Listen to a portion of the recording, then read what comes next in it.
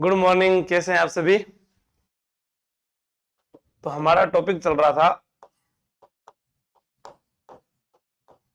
राठौड़ वंश। और राठौड़ वंश में हमने पढ़ा राव जोधा। जोधा के पुत्र को हमने पढ़ा था राव बीका सूजा और राव सातल। ठीक है, बेटे कितने थे? 5 थे। मुख्य रूप से जो हमारे पास में आगे आता है वो कौन सा आता है जी सर? वो आता है राव सातल।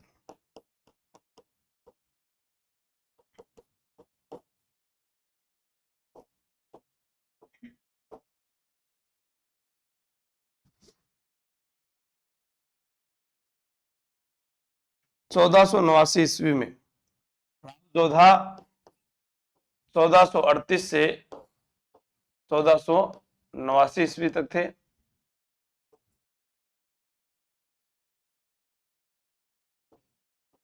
तो ये 1489 से इनका कार्यकाल शुरू होता है। ठीक है। राव सातल भाई वर सिंह को मेड़ता का शासक बनाया। भाई वर सिंह को मेड़ता का शासक बनाया।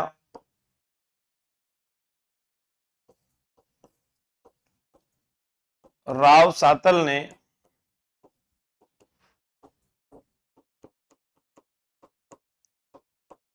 सातलमेर कस्बा बसाया।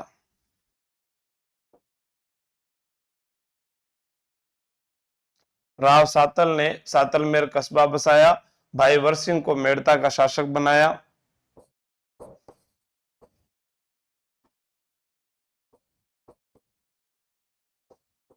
राव सातल की पत्नी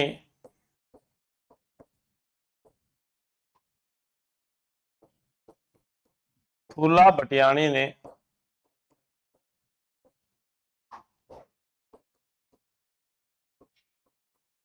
फूलेलाव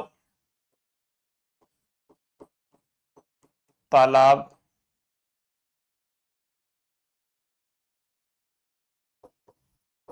बनाया। राव सातल की पत्नी फूला भटियाणी जो थी 1489 1492।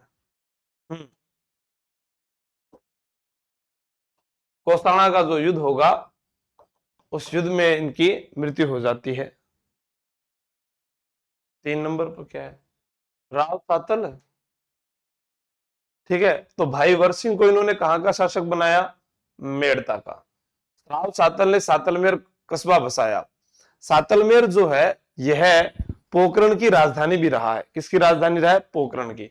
मैं आपको बता देता हूं।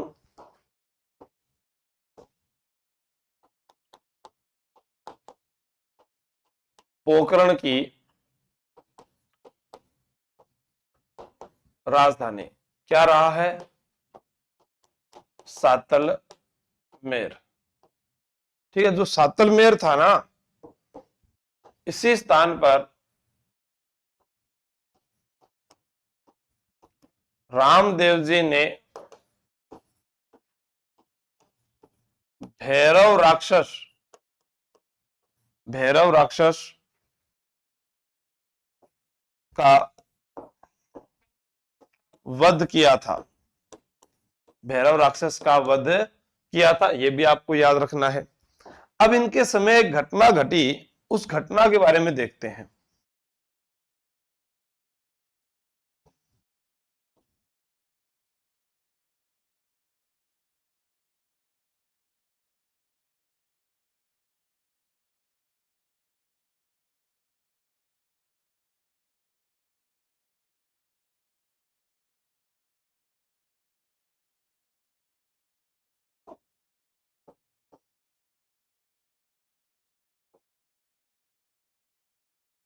यहां पर एक व्यक्ति था मल्लू खां, और मल्लू खां का सेनापति था गुडले खां। इस गुडले खां ने क्या किया, ये गुडले खां जो था यहां पर आता है। ये जो शहर है, इस शहर का नाम था पिपाड़ शहर। क्या नाम था? पिपाड़ शहर। और पिपाड़ शहर किस जिले में आता है? जोधपुर में। और जोधपुर के शासक कौन है? राव सातल। हुआ क्या, पिपाड़ शहर में यहां पर 140 अविवाहित कन्याएं गणगौर की पूजा कर रही थी। ठीक है, तो यहां पर क्या हुआ कि जो गुडले खां था, इस गुडले खां ने क्या किया, इन 140 अविवाहित कन्याओं का अपहरण कर लिया। क्या कर लिया? अपहरण कर लिया। 140 अविवाहित कन्याओं का इसने क्या किया था? अपहरण किया। तो ये बात पता किसको चली? राव सातल को। तो राव सातल और गुडले खां के मध्य युद्ध हुआ, और इस युद्ध का नाम था कोसाना का युद्ध। हाँ,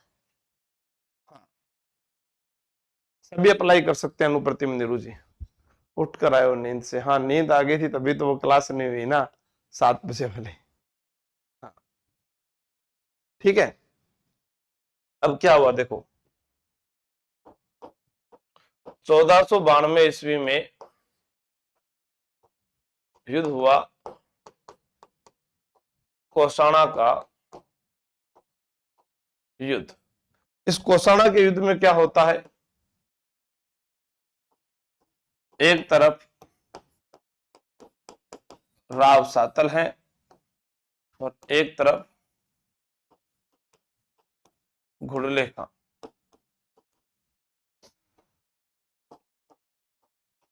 ये युद्ध हार गया, ये युद्ध जीत गए।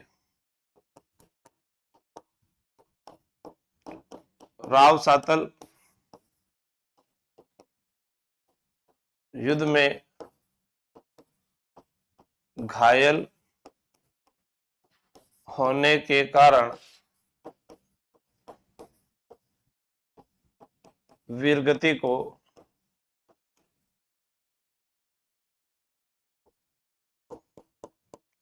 प्राप्त हुए।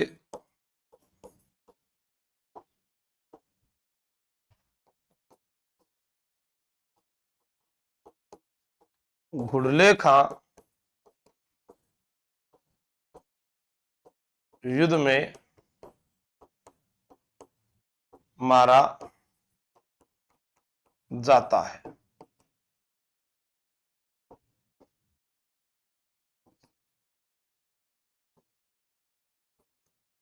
घुड़ले खां की पुत्री गिंदोली द्वारा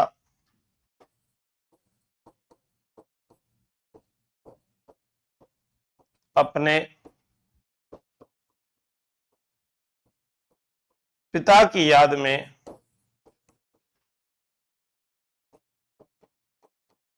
घुड़ला नृत्य की शुरुआत की गई। आप मुझे बताएं कि उड़दा बेगनिया किसे कहते हैं, या उर्दू बेगम किसे कहते हैं? जैसे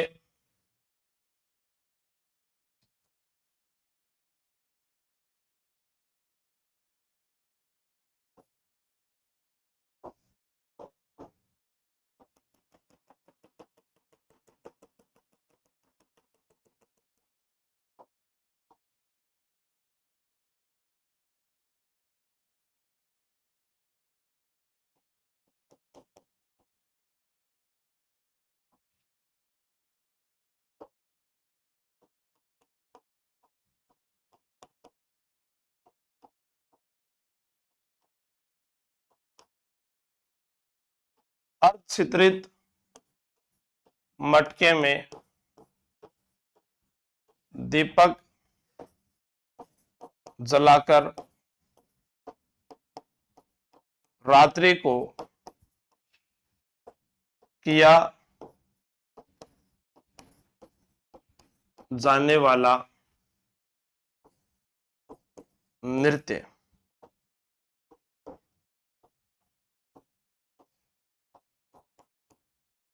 महिला प्रधान नृत्य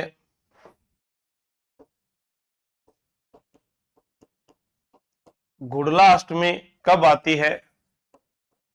चैत्र कृष्ण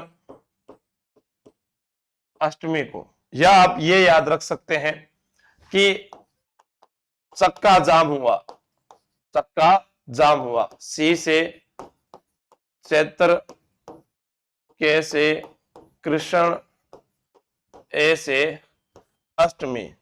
जब जब महिलाएं पीटती है तब चक्का जाम हो जाता है, जब जब महिलाएं पीटती है तब चक्का जाम हो जाता है। कृष्ण अष्टमी को आता है सुरेंद्र नायक, ठीक है। हाँ ठीक है, तो ये नृत्य कौन सा हुआ?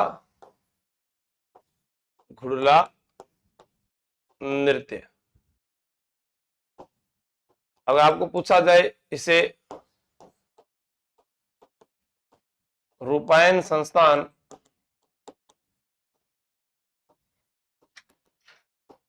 बोरुंदा द्वारा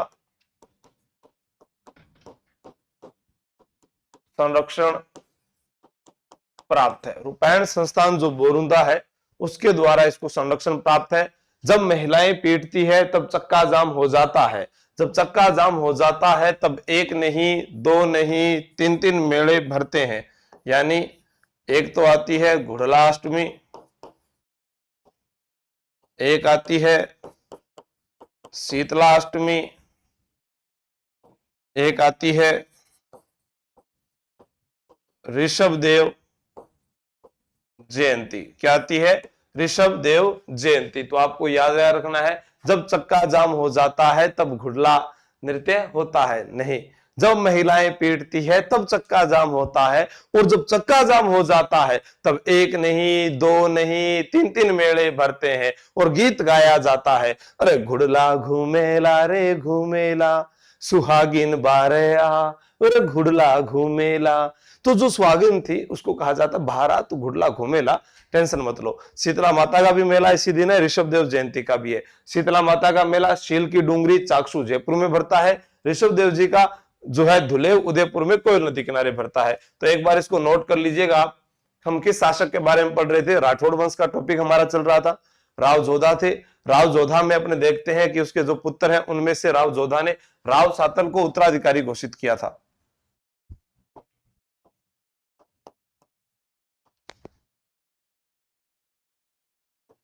जोधा ने उत्तराधिकारी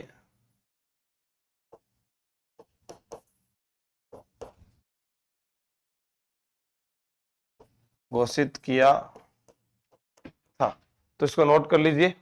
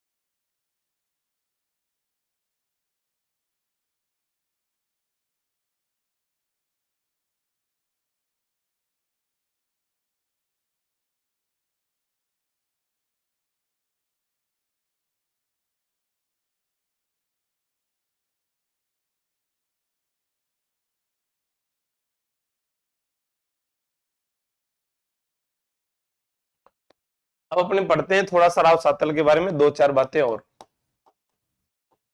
राव सातल ने अपने ससुर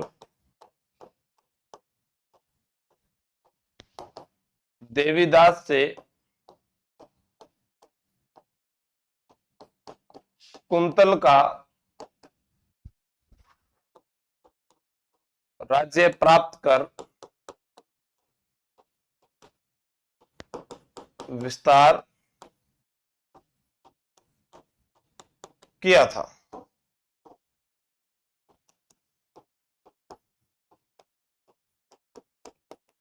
राव सातल के भाई वर सिंह को अजमेर के मल्लू खां ने धोखे से बंदी बनाया, तो राव सातल ने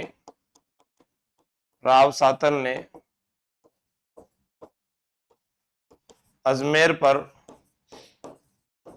चढ़ाई कर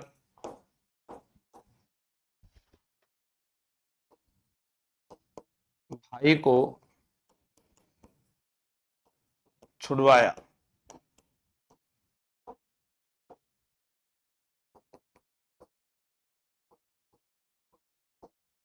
मल्लू खां ने मेड़ता पर आक्रमण किया, तो राव सातल ने उसे बुरी तरह हराकर भाई वर सिंह को मेड़ता सौंप दिया। अब क्या था कि जब यहां पर मेड़ता पर आक्रमण हो रहा था, किसके द्वारा? मल्लू खां के द्वारा, तब यहीं पर मल्लू खां का सेनापति पिपाड़ की 140 अविवाहित कन्याओं का अपहरण करता है। इसी समय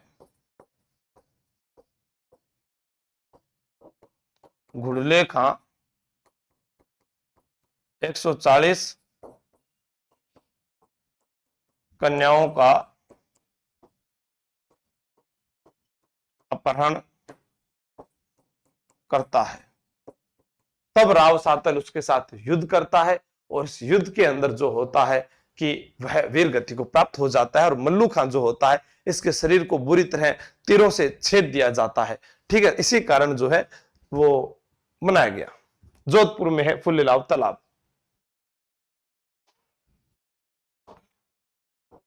अब क्या था,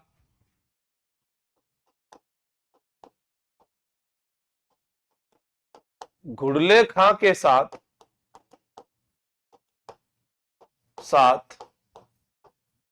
आई मुस्लिम महिलाओं को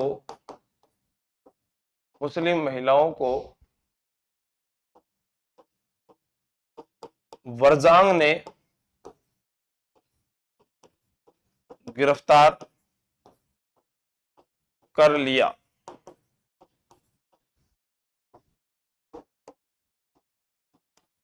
मारवाड़ में इन मुस्लिम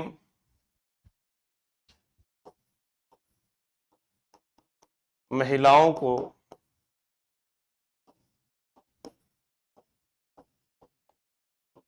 उर्दा बेगम,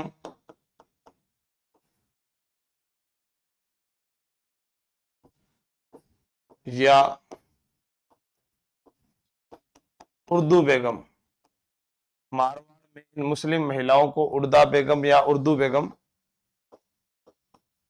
कहा जाता था। मारवाड़ में इन मुस्लिम महिलाओं को उर्दा बेगम या उर्दू बेगम कहा जाता था। राव सातल के कहने पर इन सभी महिलाओं का सिर मुंडवाकर, यानी टकली कर दिया इनको, सिर मुंडवाकर रिहा कर दिया गया। हुआ क्या कि वो जो है हमारे यहाँ की 140 कन्याओं का अपहरण कर लेता है। तो वरजांग जो था, ये नाम आपको याद रखना है, जोधा के सहयोगियों में मैंने आपको लिखवाया था नाम, ठीक है ना। तो इसने क्या किया, जाकर उन मुस्लिम महिलाओं को गिरफ्तार कर लिया। जैसे राव सातल को पता चला तो उन्होंने कहा नहीं, हम राजपूत शासक हैं और हम ऐसा कृत्य नहीं करेंगे, आप उनको रिहा कर दें। तो कैसे कैसे रिहा कर दें, उर्दा बेगम, या उनको कहा जाता था उर्दा बेगम या उर्दू बेगम, तो क्या उनका सिर मुंडवा कर उनको रिहा कर दीजिए। तो उसकी बात रखने के लिए उनका सिर मुंडवाया और उनको रिहा कर दिया गया, ठीक है, सभी महिलाओं को। तो इसको आप नोट कर लीजिएगा एक बार यहां से।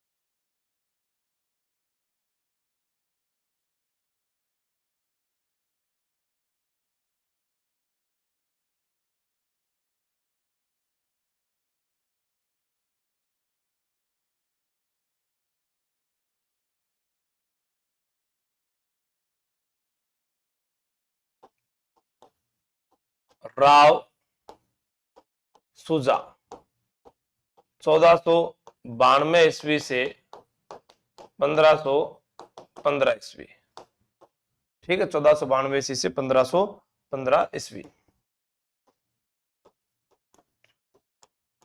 राव सातल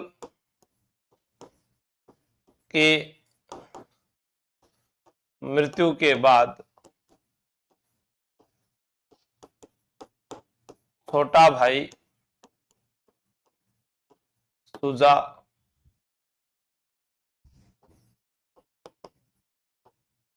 जोधपुर की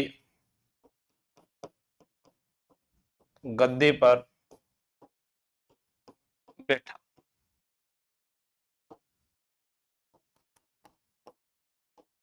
सुजा ने कोटा, बाड़मेर, जैतारण पर अधिकार कर लिया।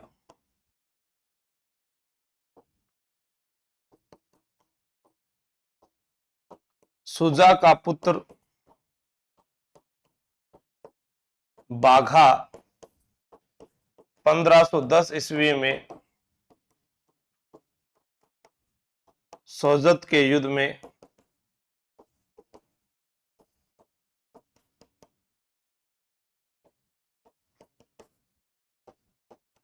वीरगति को प्राप्त हुआ।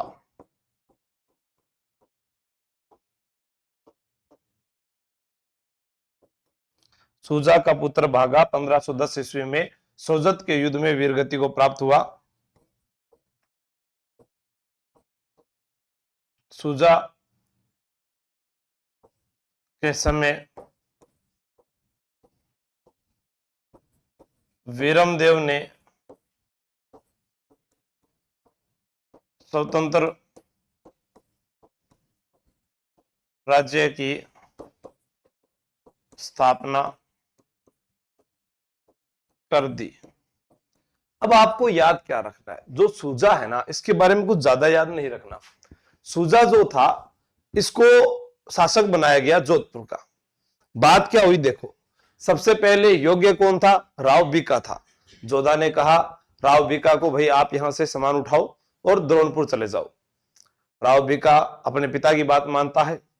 उसके बाद बीका एक बात कहता है कि पिताजी, मैं जाने को कहीं भी जा सकता हूं इस धरती पे, लेकिन कम से कम आप मुझे कुछ ऐसी निशानी तो दो ताकि मैं दुनिया को यह जाकर कह सकूं कि मैं राठौड़ राजवंश का पुत्र हूं और मैं वहां से आया हूं, वो हमारी सल्तनत है। तो जोधा जो थे, उन्होंने हां भर दी कि बेटा, मेरी मृत्यु हो जाए उसके बाद राज चिन्ह ले जाना तुम, जिसमें तलवार, ढाल, मुकुट और यहां का जो ध्वज है वो तुझे दे दिया जाएगा। राव बीका ने कहा बस पिता, इतना ही मुझे चाहिए कि अगर मुझे मेरी पहचान मिल जाए तो मैं अपना शहर कहीं भी बसा लूंगा, मैं इतना तो योग्य हूं। तो पिता ने जो है राव सातल को उत्तराधिकारी घोषित कर दिया और उस समय बीका जो है वो चला जाता है। यहां देखो मैंने क्या लिखा है, 1492 ईस्वी। राव बीका जो है वो 1465 ईस्वी में जांगल प्रदेश में राठौड़ वंश की नींव रख देता है और वो वहीं रहने लग जाता है। अपने चाचा कांधल के साथ वह बीकानेर चला जाता है। अब जो बीका था बड़ा बेटा, वो तो चला गया बीकानेर। अब बचा पीछे सुजा, तो सुजा को बना दिया जोधपुर का राजा। राजा बना दिया तो बीका को बात याद आई, अरे डैडी ने तो ये कहा था कि मुझे मेरा राज चिन्ह वगैरह मिलेगा। तो उसने क्या किया, एक बेला पड़िहार नामक व्यक्ति को सुजा के पास भेजा और कहा कि भाई देख, गद्दी पर तू बैठा है, मुझे बहुत खुशी है कि मेरा भाई आज दिल्ली जोधपुर पर राज कर रहा है, लेकिन पिताजी ने यह कहा था कि राज चिन्ह बेटा तेरे को मिलेंगे, वो तूने अभी तक भेजे नहीं है। तो राव सुजा ने कहा मैं तो नहीं भेजू, जो करना है कर ले, बड़ा हुआ तो क्या हुआ। छोटे भाई ने बड़े भाई को चैलेंज कर दिया। तब उसके बाद में राव बीका जो है वो जोधपुर पर आक्रमण कर देता है। भाई भाई आपस में लड़ रहे थे। उसी समय इनकी जो माता थी हाड़ी रानी जसमादे, जसमादे ने कहा अरे पाया, घर घर में लड़ रहा होते, दुनिया देखेगी कि बिया बिया लड़ रहा है। तो भाई उसने क्या किया, दोनों बिया को बिठाया और समझाया भाई तेरे को क्या चाहिए। तो दूसरे बीका ने बोला माँ मुझे तो राज चिन्ह चाहिए। इसने बोला भाई ठीक है माँ, तुम कह रही हो तो मैं दे देता हूँ, लड़ाई खत्म करो। तो फिर ये बाद में देता है, इससे अच्छा तो बिया पहला ही दे दे, तो लड़ाई को नहीं होती। बस यही एक बात आपको और लिखनी है, तो फिर लिख लेते हैं। हाँ,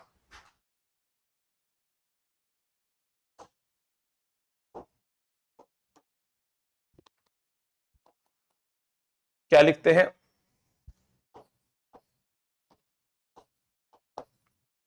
राव सुजा के पास बीका ने बेला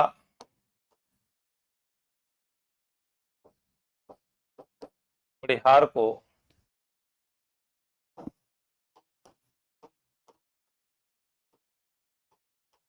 राज चिन्ह लाने को कहा। तो राव सुजा ने देने से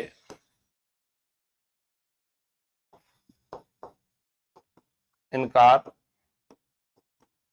कर दिया।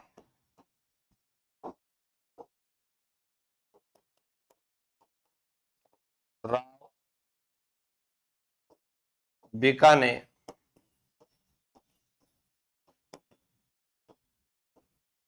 जोधपुर पर आक्रमण कर दिया।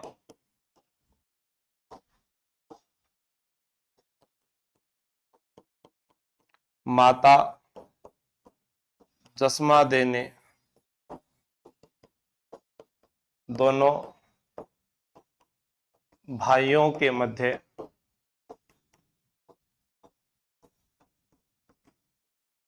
संधि करवाई और राव बीका को राज चिन्ह,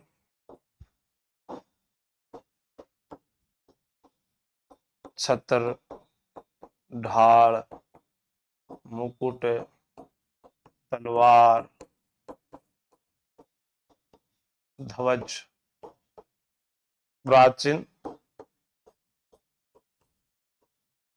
सौंप दिए गए।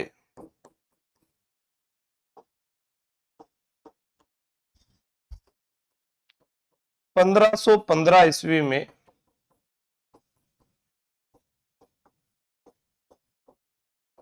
राव सुजा की मृत्यु हो गई। 1515 में उसको सौंप भी दिया गया। ठीक है। हाँ, सारे शासक मतलब मेरा काम तो लिखवाना है, आपको लिखने हैं या नहीं वो आपकी मर्जी है। यहां से नोट कर लीजिएगा आप।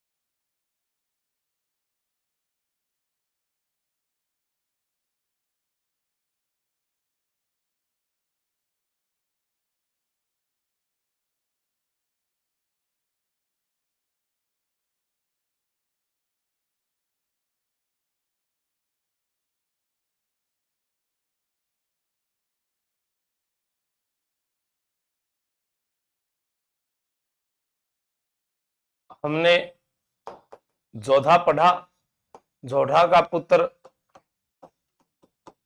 सातल पढ़ा, फिर सातल का पुत्र सुजा पढ़ा, सुजा का पुत्र बाघा और बाघा का पुत्र राव गांगा और गांगा का पुत्र राव मालदेव। लेकिन हमने इधर राव बीका के बारे में कुछ भी नहीं पढ़ा, तो थोड़ा सा इसके बारे में लिख देते हैं। जांगल प्रदेश में 1465 ईस्वी में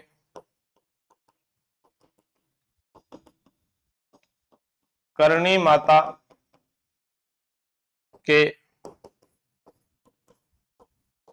आशीर्वाद से राठौड़ वंश की नींव रखी।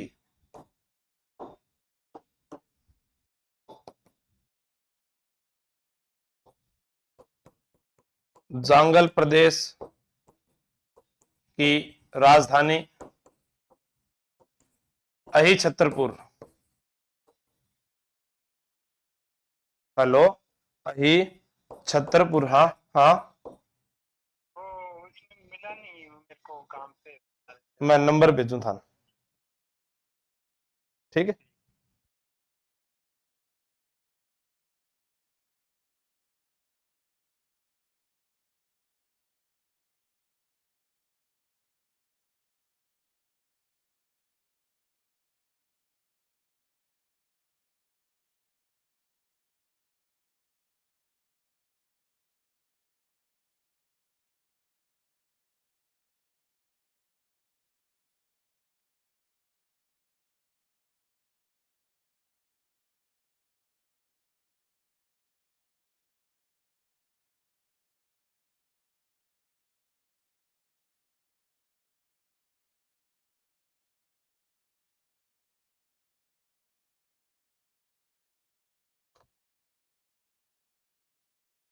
तो यहां पर हमारे पास जांगल प्रदेश में 1465 ईस्वी में करणी माता के आशीर्वाद से राठौड़ वंश की नींव रखी। जांगल प्रदेश की राजधानी अहिछत्रपुर थी। बीकानेर शहर बसाया, बीकानेर शहर बसाया। कब बसाया था? ये 12 अप्रैल 1488 ईस्वी को। बीकानेर शहर की जो कहानी है हम वो पढ़ेंगे राठौड़ वंश बीकानेर के इतिहास में, ठीक है। और यहां पर हम देखते हैं कल हमारे पास राव गांगा और मालदेव का टॉपिक रहेगा। कल संडे है, फिर भी आपकी क्लास रहेगी। धन्यवाद। जय हिंद, जय भारत।